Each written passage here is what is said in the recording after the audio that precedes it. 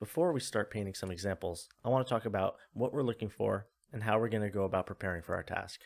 So the first step, as I mentioned a little before, is reference. You want to make sure that you gather reference of whatever you want your material to look like. If you have a certain type of stone, if you have a certain type of wood, get reference for that particular type, or at least as close as you can. If you're making something new, then gather a bunch of stuff and pick and choose the elements that you want to convey and have present in what you're creating. So I went ahead and I gathered a bunch of different reference for some examples I'm going to paint. It's just a few of each different type of material that has qualities that I want to show off and recreate. And so that's the first thing I want to talk about outside of getting reference itself is the surface qualities of things. When you're looking to recreate a material, there's a few things that I want you to pay attention to. The first is like the surface itself, right? So when we look at it, well, what's going on there, right? What I'm talking about is what makes it that material, and so breaking it down into kind of different stages in your mind might help figure it out. So the first thing I usually look for is like, okay, what color is it? Are there multiple color notes? Are there variations in color? You know what I mean? Is there stripes? Are there dark spots? There are multiple colors going on.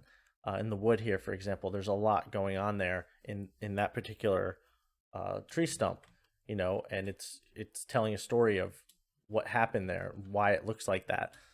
Another thing you want to look at is shape language. For example, in like these gemstones here, you notice we very much get all these like sharp triangle shapes everywhere, and sometimes you're going to get these very jagged, angular shapes as well. And so being able to look at what you're trying to recreate and then kind of pinpoint, okay, what kind of shapes are recurring? What is the general feel that I'm getting when I'm looking at the material?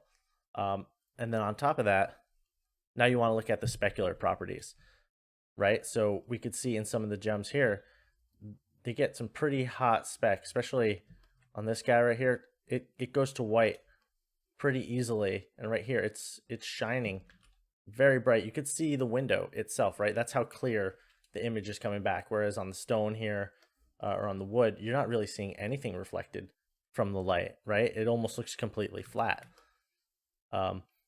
In the metal, you get a bit more. It's a little distorted though. It's not as crystal clear, so it's not like the most polished metal there is. But those are the things we kind of want to look at. So, the color notes is going to have variation. So for example, in the stone here, it looks kind of like gray, but it looks like there's like gray and warms. It's kind of like cool and warm. And one thing I recommend doing is use a color picker.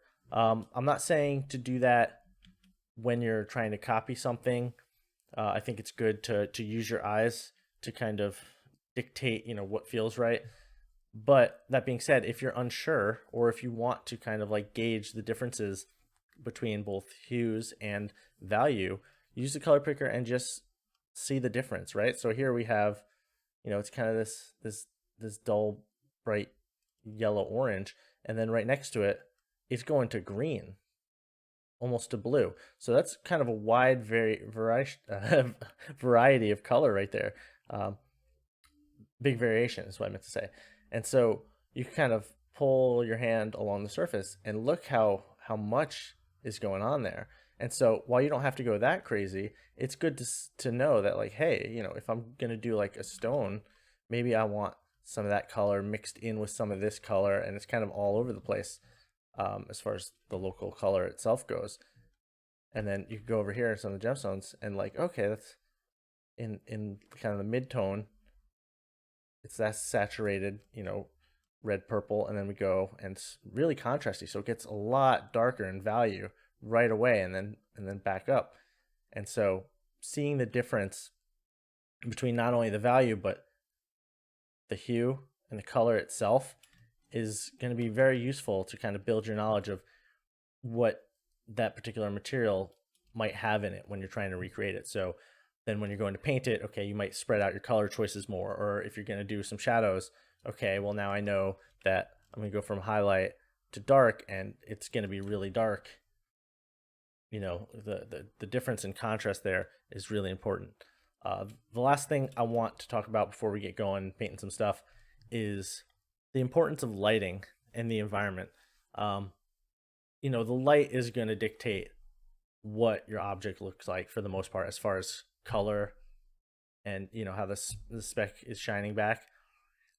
But if you're doing 3D, you generally want to keep it kind of lighting agnostic. It's somewhat neutral.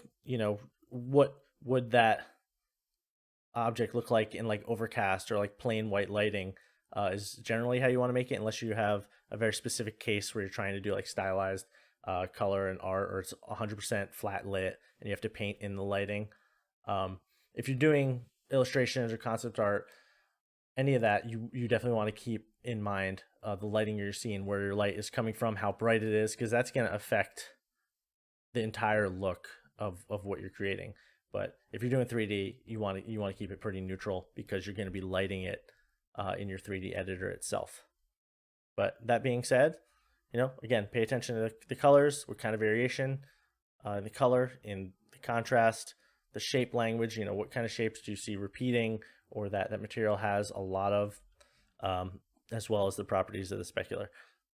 Get your reference ready, have it on the screen, study it, take your color picker, dissect it, and then really get to know that material as well as you can before going on and then trying to paint it up.